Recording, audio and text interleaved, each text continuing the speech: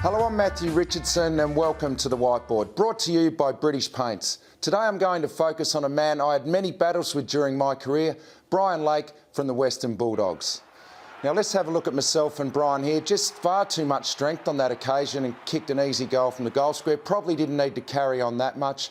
And this one here, that's hands in the back every day of the week. Should have got a free kick. Gee, the game has changed a lot since those days. He was a real pest out on the ground, Brian. He loved to get inside your head, and I was probably a man that you could get in the head of pretty easily. He's a two-time All-Australian defender and a man the opposition need to watch, because although he plays on the last line at full-back, he can be an offensive weapon as he sets up many scoring opportunities from the back half. But there's no doubt as a full-back, Brian Lake does like to get down the ground and be used as an attacking option for the Western Bulldogs. Tommy Hawkins there just gave him too much room. He likes to get into the corridor and drift down, and if you're not focused on him, he can push right down and put the ball inside 50, and the Dogs love to give him the ball. I've known him in games to get over 30 possessions, and for a full-back, that is an extremely high number. The reason they do is because he's a very, very good kick. He's a smart kick and he generally hits the right options. In the last 5 years, he's averaged 8 effective disposals inside the defensive 50. They do love to give it to him because he generally uses the ball well. They also love to use him on the switch out of defence. He has taken over 20 marks a game in probably 2 or 3 games in his career. That is huge numbers for a defender. Let's take a look now at the different techniques Lake uses when defending his opponent. Well, as a defender over his career, Brian Lake has really been a defender who likes to back himself in. Now, he likes to think that he can outread the play better than his direct opponent. And as you can see here on Schoenmakers, who isn't a full-time forward, in fact, this is probably the first game for the years that Schoenmakers played forward, Brian probably thought, you're no chance of beating me. So I really feel like against Schoenmakers on this particular occasion, he didn't give him a lot of respect. He's giving him an awful lot of room there, and that's because he thinks he can outread Schoenmakers in the play. That time there he's on Roughhead, and you get the feeling he rates Roughhead a little bit higher.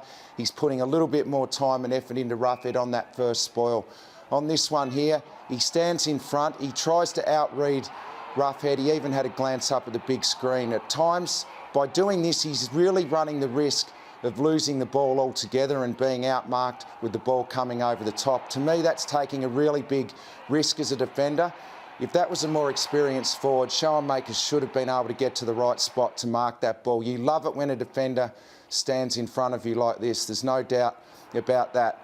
It worked on this occasion by standing in front of Roughhead. He was able to take an intercept mark, something that he does do really, really well.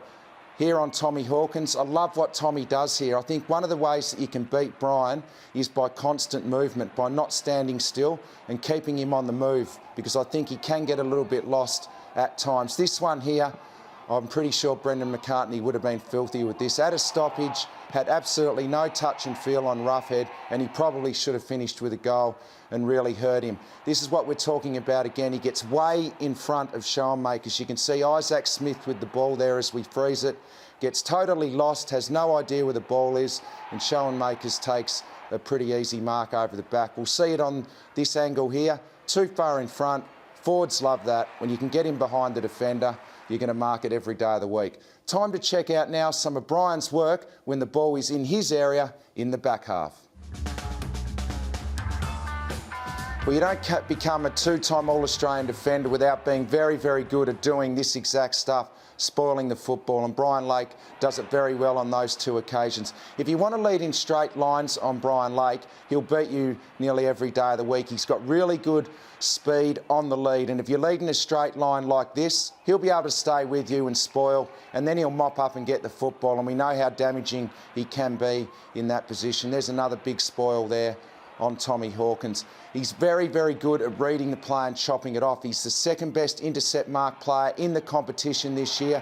Only Teddy Richards is better than him. The other thing he does is he takes big contested marks in the back 50, and gee, that's valuable if you're a forward. If you can outmark a forward and take contested marks. That is great for your team. He doesn't mind getting involved in the hard stuff either, with a big tackle there on Stevie Johnson. This wasn't so good. As a defender, you never ever want to let the ball get behind you like this. It did. What I loved about it though was he didn't give up on the chase. He was never going to catch the pod, but he chased him the whole way. I thought that was really, really good.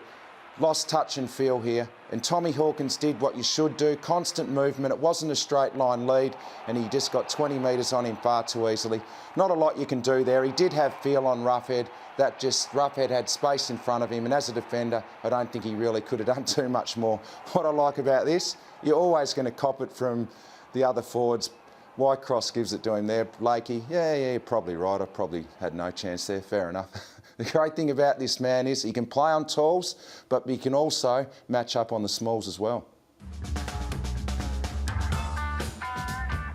What a great weapon to have as a defender is the versatility to be able to play on the bigs, which he does most weeks, but he can also cover off on the smalls. Dustin Fletcher does it so well. Brian Lake can do it really well as well, taking intercept marked on there.